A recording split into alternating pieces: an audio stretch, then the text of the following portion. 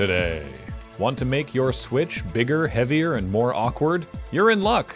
This is CheckPoint.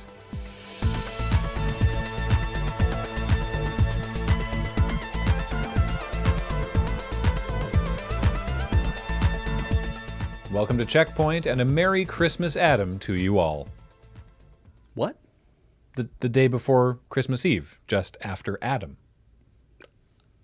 I think you're in the wrong testament, my dude. Oh, yeah, because everything else makes so much sense, but Christmas Adam is a bridge too far. I just want fruitcake. Hey, let's round off the year with a dull thud. It's time for some NFT updates. Following tremendous fan backlash, GSC Game World has canceled its NFT MetaHuman plan for Stalker 2, announcing the change just hours after we reported the story, so we probably can't claim any responsibility for this change of heart. But we will anyway! You're welcome! Ubisoft, meanwhile, is doubling down and responding to backlash by saying, quote, "This experiment is meant to understand how the value proposition of decentralization can be received and embraced by our players. We know it is a major change that will take time." And I don't think it will. I think it's already been made very clear how much Ubisoft players want NFTs, which is not at all. Granted, if you look at the marketplace, there are digits, as they call them, currently selling for over $400,000, but that doesn't mean anyone is buying. In fact, Kotaku calculates that all transactions of all the digits on Ubisoft courts have generated a total sales volume of about $380. Despite that, Ubisoft says, quote, "We understand where the sentiment towards the technology comes from, and we need to keep taking into consideration every step of the way," which is a comical take for such a dogshit public reception. But then this interview, conducted by Decrypt, is with Didier Genevois, Ubisoft's blockchain technical director. So, of course, he's just going to talk about how, it's all just so misunderstood, and try to frame the complaints as only focusing on the energy wastefulness. Speaking for myself, it's largely irrelevant to me that Quartz uses proof of stake, which apparently consumes less energy than proof of work. I'm more concerned with why this needs the blockchain, what the advantages to the user could possibly be, and why, on Sagan's pale blue dot, you thought it was a good idea to introduce an NFT that you could only acquire after playing 600 hours of Ghost Recon Breakpoint, a game that, according to the few stats I could even find, nobody plays. Okay, picture it. You need shoes. And you already fucked this up twice because the only shoes you could ever be caught dead in have already sold out. I'm talking these Adidas Xbox 20th Anniversary collabs and also these Adidas Xbox 360 Forum mids. But don't worry, you can still buy the third and final Adidas Xbox sneakers, the Forum Tech Boost. All you gotta do is go back in time because they sold out immediately, so tough luck. Hope you like holes in your socks, because there definitely aren't any other types of footwear on the planet. Adidas is letting people sign up for notification of future drops, so maybe it's just a supply chain issue and more are coming? In the meantime, hedge your bets with the Adidas/Guardians of the Galaxy crossovers. The designs are based on Eidos Montreal's take on the characters, so you don't have to worry about your shoes being voiced by Chris Pratt. With the long-awaited release of the Analog Pocket, it's been a hell of a week for aftermarket Nintendo portable malarkey. For the 20 minutes I've used a Pocket, it seems like an absolute delight, but while it's no PS5, it's still not easy to get your hands on one, so maybe you'll have better luck with one of these other, much less cool devices.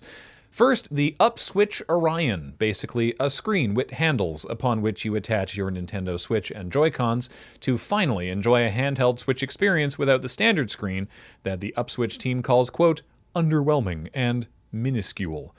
And the successfully funded Indiegogo promised that the Orion would be gaming, quote, without compromise. Unless you count the compromise of screen resolution, because while the Orion screen is an 11.6-inch HD screen as advertised, it's 768p, which is barely more than the Switch's 720p, and not the 1080p you'd expect for such a reportedly heavy-ass device. Because, of course, you also need a battery pack to run the thing, or it isn't really portable, is it? So, if the Switch Ultra Thick isn't your speed, perhaps you're only interested in the exceptionally rare. like a Wi-Fi cartridge for the original Game Boy. Now, this isn't something you can just go buy or even crowdfund, but tech genius Sebastian Stacks has made one, and maybe genius is a bit ostentatious, but I'm grading against my dumbass, and the guy makes his own PCBs. The point is, it's a Game Boy compatible cartridge that lets you wirelessly browse the internet, or at least Wikipedia, on a Game Boy. And I just think that's way more kick-ass than making a Switch worse. There sure were some Game Awards that happened a little while ago, so I hope at least one of you won everything in your bracket and took home the office pool. But the Game Awards don't just stop at the Game Awards. Oh no. Other award ceremonies are also interested in honoring the best of interactive merriment while flirting with an industry worth way more money than their own. Case in point, the 2021 Hugo Awards had a solitary Best Video Game Award this year, which you probably think is weird. I mean, I think it's weird because aren't the Hugos all about reading and writing and promoting the works of Chuck Tingle as a thumb in the eye to the reactionary jackasses who stuff ballot boxes? But I was wrong. Hugos also go to theatrical productions, editors, artists, zines, all sorts of works in the sci-fi space. So why not honor video games as well? And so, by the power invested in the Constitution of the World Science Fiction Society as of August 19th, 2019, the WorldCon Committee invoked Section 3.3.19 to create a one-off additional category at DISCON 3, to wit, not more than one special category may be created by the current WorldCon Committee, with nomination and voting to be the same as for the permanent categories. The WorldCon Committee is not required to create any such category. Such action by a WorldCon Committee should be under exceptional circumstances only, and the special category created by one WorldCon Committee shall not be binding on following committees. Awards created under this paragraph shall be considered to be Hugo Awards. That's right, come to CheckPoint for the video game snark, stay for the wonky rules readings that no other news outlet bothered to explain. I love shit like this, and because you're like me, you do too. More stats. There were 145 nominees, and since this was the first year of the category, they weren't limited to a single year. Cyberpunk 2077 was nominated, but so was Kentucky Route Zero. The top 5 finishers even included Blaseball, so I can't wait to see that go up on their website. Best Video Game only garnered 341 total votes versus Best Novel, which had almost 1,100, so it wasn't like people were going to the polls to get their faves in. And the category does feel a little loose, despite the fact that this is the World Science Fiction Society, unless they consider second place finisher Animal Crossing New Horizons to be an excellent depiction of our post-scarcity, post-humanity future, which I also do. Anyway, Hades won, which fucking rules. I'm gonna go print a rocket ship sticker for the game case. Anyway, that's it for 2021 in video game news. As with most things that happened this year, it was stupid and will not be missed. But Hades won an award. Hades didn't come out in 2021. Shit! Happy holidays, everyone.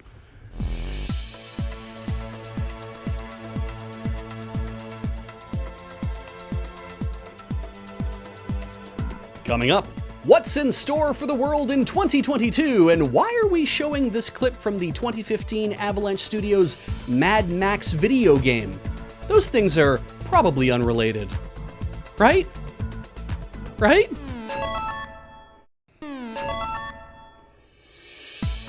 Today, want to...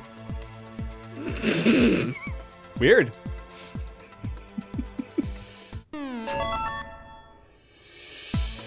Today, want to make your Switch... Make the Switch. Yeah, you want to make your dick bigger, heavier, and more awkward. It's so cumbersome. Help. Oh, my cumbersome balls. Do we want to drop Loading Ready Run news on people? Is there anything to... Do we have any Loading Ready Run news to drop on people? Tune in on the 26th for the Boxing Day stream, but I don't think that, other than that... We're going to continue selling stuff in the store and hoping that we can ship to the whole world eventually again. Yeah. Look for that maybe in the new year, not in the next week. Yeah. Because I think everyone's going to be on It's vacation. too late to buy for Christmas, if that's what you were thinking. Yeah. Yeah. But, good effort. Yeah. Good try. Yeah. But you can still buy stuff, just you won't get to you for Christmas. No. But yeah, that's, I don't know. Thanks for watching. The CheckPoint TikTok Yes. We have a TikTok. Yeah. Well, Loading Ready Run has one that I need to get back to updating, but the CheckPoint one is up to almost 18,000 followers. Oh, so it's making people very angry. Yes. Awesome. They're most upset about Destiny 2. That I love. Kill surprise. They're just fighting back and forth, and they're not actually angry at us. Right. And the Chris Pratt Mario one. Of course. That one's got a couple people annoyed at me because I seem to be annoyed at Chris Pratt. Yeah. But yeah, it turns out TikTok, you just want to either do things that are like really, really excellent that everyone can agree are excellent, like cool tricks or pets or songs, sea shanties, yeah, whatever, or make people very angry. And it turns out video game opinions make people very angry. So it's successful over there. So if you see checkpoint_LRR on TikTok, that is legitimate. It is us. Say hi. Yeah.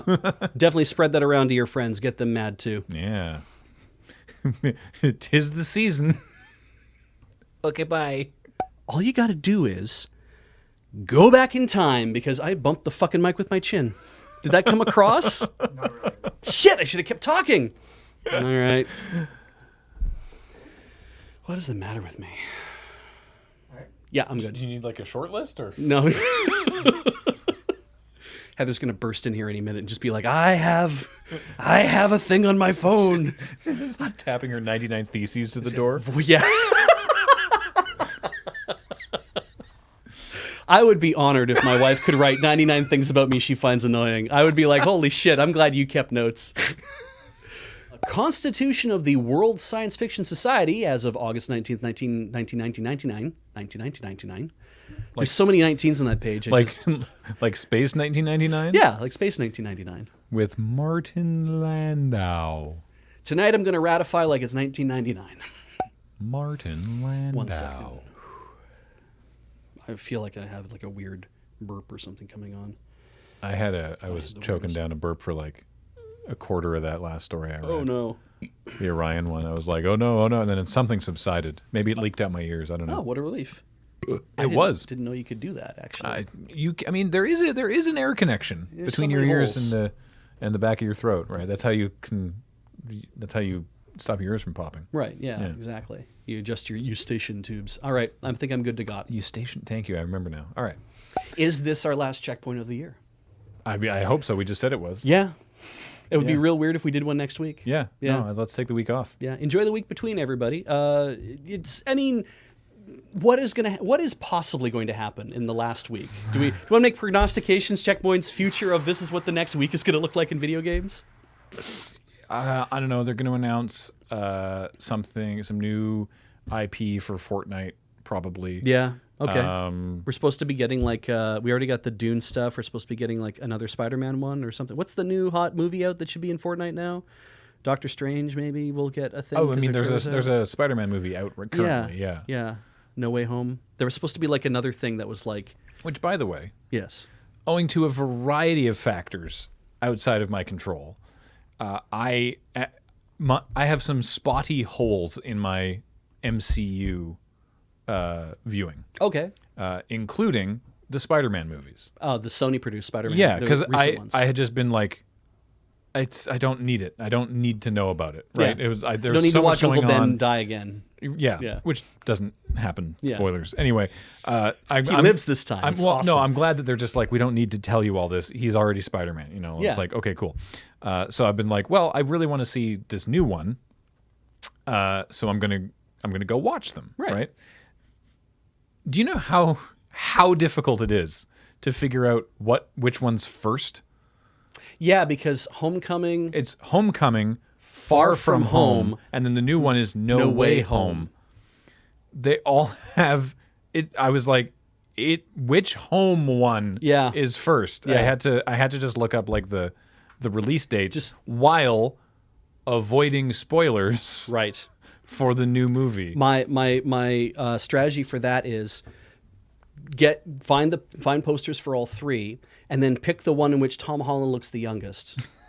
He's in the mask on all the posters. Yeah, it's like, but also good fucking luck. Tom Holland is not aging. Yeah, it's also like, you know, what's the first movie that Tom Holland was Spider-Man in? Yeah. Civil War. Yeah. So you better watch that first. I've seen That'll Civil make War, sense. but it's just like, This is just. I'm hoping that for Dune Part 2, that when they need to still cast Lovely Fade, and everyone's kind of like, well, we'll see what they do. I like somebody's idea that they should cast Timothée Chalamet again to be Fade, and have them do like a fight that way or whatever. But it would be interesting because but different. the idea of what goes on in Dune, that kind of sounds like it might work. But somebody said no, cast Tom Holland, and I'm like, oh yeah, cast Tom Holland in that since he's dating Zendaya, and get him on set watching her have to make out with Timothée Chalamet at certain points and be like, now let's see how long that relationship lasts. There's a great clip that I watched of them both on the press tour for Oh, they're so cute. for No Way Home. Yeah. That is the new one. Sure. Okay. Why not? For the most recent movie, and the interviewer, it's just a shot of Tom Holland and Zendaya, and the interviewer is like, now we know that there's more Spider-Man movies are going to be happening. What do you think is happening in them? What do you think is going to be the future of? Are you two still going to be in it? Whatever. And Tom Holland, notorious for being terrible at keeping secrets during interviews. Yeah. Just his face just tenses up, and he's just like, "Don't say anything. Don't say anything." And Zendaya looks at him and then just starts answering the question. Oh yes. And it's very vague. It's all like, we're just so happy to have done what we have, and we don't know what the future is going to hold, and if we're involved in that would be wonderful, and if it passes on to somebody else, well, we're just happy to have been here, and I think that's just how we feel. I don't mean to have spoken for you, Tom. And Tom's just like, no, I think you covered it really well. Like he is visibly shitting himself that he's like, don't say anything, Kevin Feige. Kevin's going to be so angry with me. Mm-hmm. Yeah, it's really funny. I'm talking these Adidas 20th anniversary fuck ding ding dig boo doo bap ba dee ba dee ba da pow ba dee ba da ba dee ba dee ba dee ba da da ba dee ba dee ba da pow. Shoes.